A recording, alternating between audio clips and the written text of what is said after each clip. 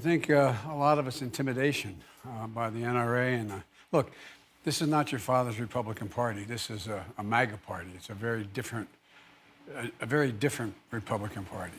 And so you find people who are worried, I believe, that if they vote for rational gun policy, they're going to be primaried, and they're going to lose in a hard right Republican primary. Many of them do. You know, I get in trouble for saying this, but I get on. We have very different views on a lot of things, but I've always had a straight relationship with the Republican leader, Mitch McConnell. You know, he's a guy that when he says something, he means it. I disagree with a lot of what he says, but he means it. There are a number. Look, he's a leader of a party that's moved very hard right. And so in order to get anything done, he has a different problem than he did early on.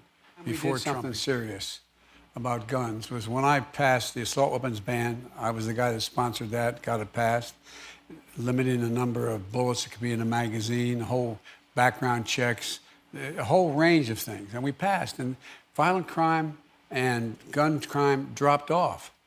But I could only get it passed for 10 years. It had to be reauthorized. And when the first Bush administration came along, they didn't reauthorize it. We didn't have the votes.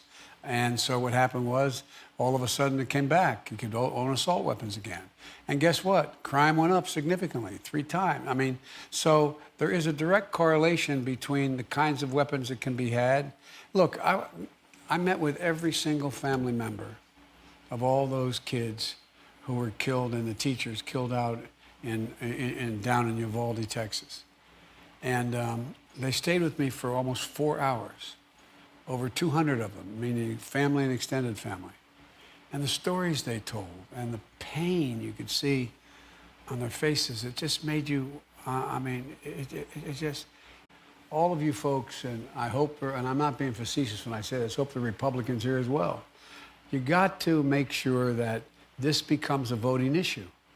It's got to be one of those issues where you decide your position on the issue, senator or candidate for House or Senate, on what we're going to do on us with assault weapons and how maybe they'll have 300 rounds in a magazine. And I mean, what you say on those things is going to determine how I'm going to vote. Everything having to do with guns, gun ownership, whether or not you have to have a waiting, all the things that are within my power.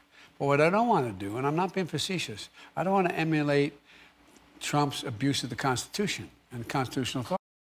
Made some real moves. I mean, we have, you know, 1 in 7 of all the changes that have taken place in terms of solar, wind, and wind pumps, and pumps and have occurred in the last 18 months.